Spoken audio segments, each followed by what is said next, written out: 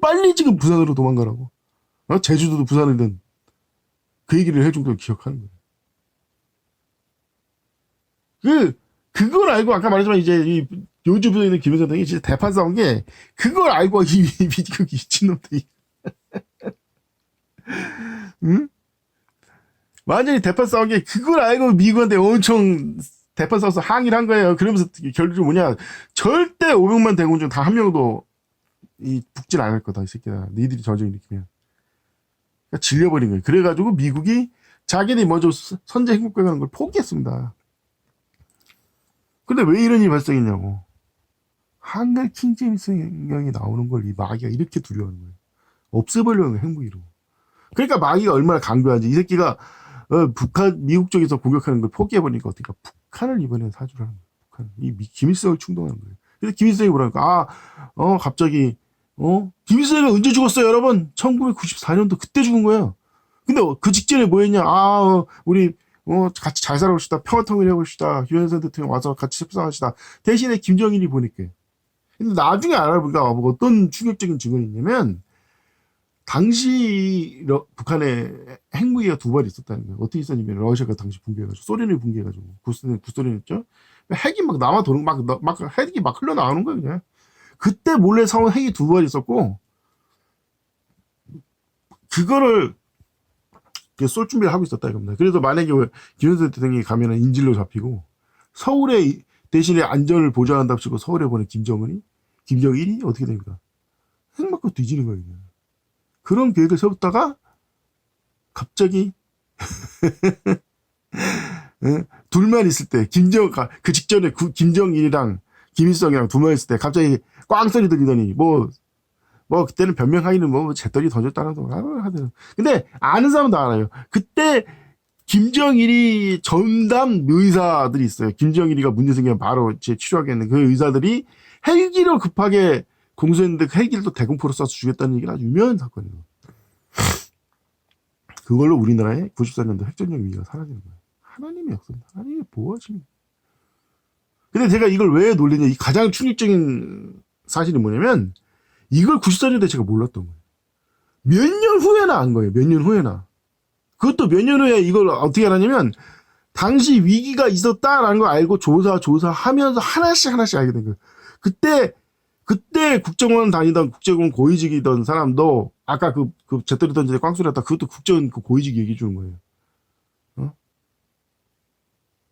그 재떨이 그 얘기도 몰라 무슨 재떨이니까 총으로 딱 쏜 거지 그냥. 중요한 것은 이런 수많은 위기가 있지만 정말 우리가 그걸 알고 대처하는 위기는 몇 개나 되냐 이거예요. 하루에도 수많은 위기가 있지만 다 하나님께서 지켜 보호하십니다. 우리는 항상 보호받고 있어요. 눈에 드러난 위기는 오히려 하나님께서 우리가 정신 차리고 깨어 기도하라고 내려준 시험인 거예요. 그러니까 진짜 이걸 통해서 많이 깨달았습니다. 하나님께서 안 보이는 이렇게 우리를 보호하시는구나. 이 엄청난 핵전쟁이라는 핵공격이라는 위기의 순간에 우리를 지키셨다.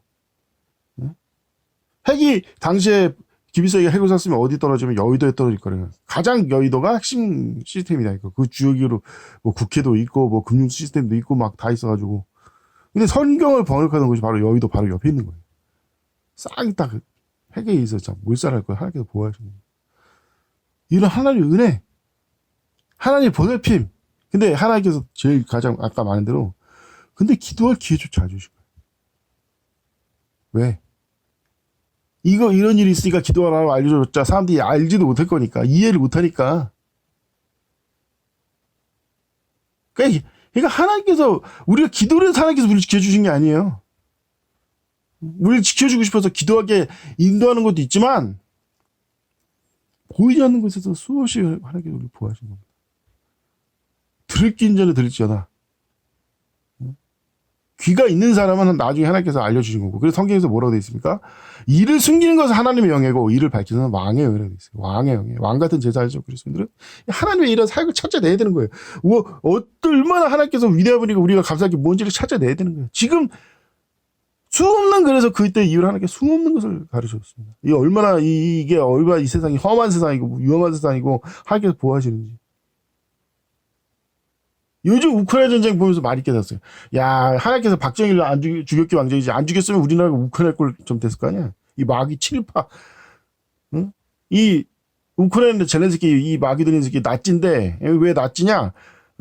공산주의랑 중국 러시아랑 전쟁하려면 이 대륙을 하려는데 나치가 아니면 어떤 미친놈이 그래 국력이 10분의 1밖에 안 되는 나라가 감히 대적을 하겠냐 이거. 그러니까 미친놈을 일부러 세우는 거예요. 우리나라 마찬가지예요. 왜 7.28 세워가지고 이 나라 통치하도록 미국이 작정질하고 독재를 막 옹호하고 그러냐 이거 미친놈들이. 안 그러면 어떻게 앞으로 중국하고 전쟁하겠냐 이거예요. 중국 러시아 무너뜨리고 완전히 세계를 좀 통일해야 되는데 미국이. 제정신 아니에요 지금 미국 놈들이. 완전히 이 러시아 여러분 왜 미국이 지금 러시아랑 전쟁하는지 아시까? 서구 열강이 간단해요. 러시아 다음이 언제입니까? 러시아, 중국, 인도. 솔직히 이 세 나라가 없애버리면 감히 대적할 나라가 없어요. 왜 핵이 있으니까 뭐가 있습니까? 그 다음부터는 핵이 있을 만한 나라는 그냥 핵으로 조지면 그만인 거예요. 핵이 있기 전에 그냥. 에? 그래서 그러면서 이제 너희들 죽을래 살래 이렇게 해버리면 전 세계 다시 옛날처럼 제국주의로 만들 수 있는 거예요. 전 세계 전부 식민지로 만들 수 있는 거예요. 이걸 노리고 계속 러시아랑 전쟁을 한 거예요. 계속 중국을 멸망시키려고 하고. 그러려고 지금 러시아에는 우크라이나에 갖고 우리는 중국에는 어디 한반도가. 물론 대만도 있지만 계속 일부러 분단을 고착화시키고 계속 군대를 유지하도록 막 장난치는 거예요. 미국 놈들이. 예? 영구 분단화. 아니 이 서구 열강들이 어떻게 사기칩니까? 왜 중국이 저렇게 경제 대국이 됐냐? 경제가 발전하면 민주화될 줄 알고 있다. 아니 그럼 북한은 왜 하는데? 왜 북한은 그게 안 되는데? 왜 북한은, 경제가 발전하면 민주화될 거라고 생각을 못 하는데?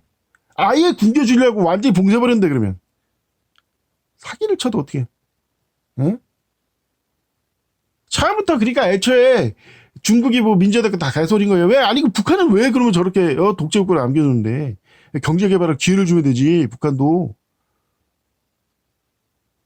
이만엽이 거짓말이에요, 이놈들이. 뭐 세계를 다 헛소리가 하나님께서 인도하시고 하나님께서 이끄신 거예요. 하나님께서 이부에서 다 인도하시는 거예요. 다만 우리는 감사함으로 이제 하나님께 받아는 겁니다. 자, 우리 그리스도인들이 가장 깨달은 사실이 뭘까? 어떤 바보 같은 사람들은 북한이 전쟁 난다 헛소리 빨개 쳐다. 지금 그딴 거 지금 신경 쓸 때입니까? 좀 있으면 예수님 오세요. 말기 휴거 재림 대환란 적그리스도 이제는 코앞에 다가왔습니다. 왜 우리나라 인구가 줄고 있습니까? 왜? 왜 줄고 있는데? 대환란 때 많은 사람들이 지옥 가는 이유가 애가 있어서 지옥 가는 거예요. 애가 있어서. 이거 죽일 수도 없고 살릴 수도 없고 애 키우는데 자기 입에 푹치라고 두는데 애도 키워야 되고 미치고 환장하는 거예요. 애라 버렸다 해가지고. 7.18들처럼 가족을 위해서 외국 나가자 뭐 이런 식으로. 그렇게 많은 사람이 그래서 성경이 뭐라고 했습니까? 이 대환란 때 젖먹이 저주받는다고. 애기가 없는 사람들이 축복받는 사람들이라고. 그러니까 애가 없는 거야. 지금 우리나라 인구가 계속 줄고 있는 거야. 그래서 대환란 대비해서 하게 줄여버리는 거야 그냥. 애를 못 낳게 하는 거야 그냥 아예. 아십니까? 우리 그리스도인 생각해야 될 건 이제 10년도 안 남은 실질적으로 10년도 안 남았어요.